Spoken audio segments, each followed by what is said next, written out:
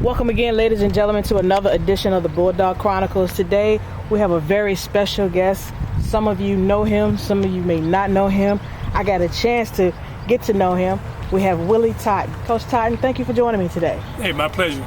Now, Coach Totten, everyone wants to know, including myself, where did the nickname The Satellite come from? Well, I came back from Coach Archie Cooley during my playing days in college. And, we played football every down. We played football a lot. So I remember the commentator named Bo Brown was on Coach Cooley talk show. And he said the way I throw the football, it seemed like it was a satellite floating in the air. It just beamed down on the receivers. And that kind of how I got started. And again, just kind of took off from there.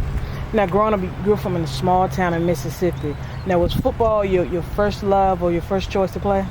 Well, I was, football was one of the biggest sports at my high school. But baseball really is my first love. Okay. I love baseball.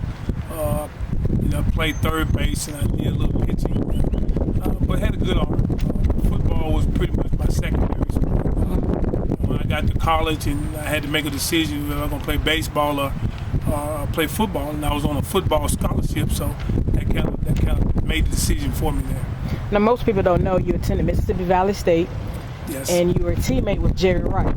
Jerry was my receiver. We got there together in 1981, and we played 4 years together in Mississippi Valley, and we did some special things in Mississippi Valley, and that's kind of how my career got started, and that's one of the reasons why I wanted to give back, and it's one of the reasons why I started coaching. Now, after college football coach, you played in the CFL. What was that like? Well, cold. It was very cold. I tell you, it seemed like I had bad luck everywhere where I was going to go as far as my professional career. I started out in Vancouver, in BC. Stayed there a year, and about midway through the second year, I was traded to Toronto. Got a chance to play in Toronto. It was very cold there. Stayed there a year and a half. And, they have a funny way of doing things in Canada in terms of trade and what they play. If a guy goes down, not a Canadian, it's mainly a Canadian league. And they kind of cater to the Canadians first. Right. And then got an opportunity to play with Toronto.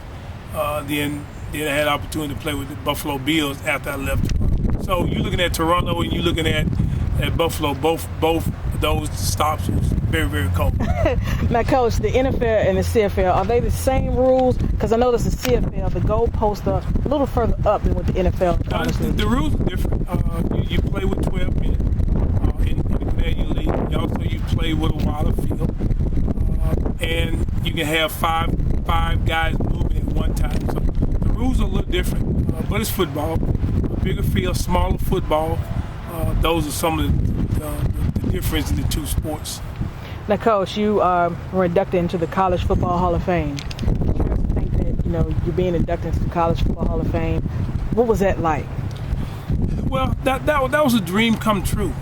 You hear about the guys who go in the College Hall of Fame, and to be one of the first in Mississippi Valley to go into the Hall of Fame, that was something very, very special to me. Had an opportunity to be very successful as a college athlete, and then be able to match up with some of the best players in college football and be listed as one of the top players to ever play the game. That was something very, very special to me. Now, Coach, one last question. You coached at Albany State, you coached at alma mater, Mississippi Valley. Have you influenced, I'm sure you have you influenced any of these student athletes? You think of one particular player or any players that you really influenced and, you brought them along under your wing? Well, after 25 years of coaching, I had an opportunity to come in contact with a lot of players. I had an opportunity to coach some good players, had an opportunity to coach some real good players. So it's kind of hard to pinpoint one guy, but last year I coached a guy at Albany State, Frank Rivers. I thought was a very outstanding quarterback. Also, I coached a kid at Grambling when I coached at Grambling. And just to think of those two guys, and also Aries Nelson that I coached at Mississippi Valley, those three quarterbacks really, really stood out to me as being, guys that was a prime example of myself. You know, they knew the game, they played the game hard, they played at a high level, and hopefully they'll get a chance to play. And which two of those guys did get a chance to play at the next level. And hopefully that Frank, who I coached last year, he'll get an opportunity to play this year. All right. Well, Coach, I want to thank you for taking this time and opportunity to speak with me and also speak to the Bulldog Nation. Thank you, Coach. I appreciate it. Appreciate it.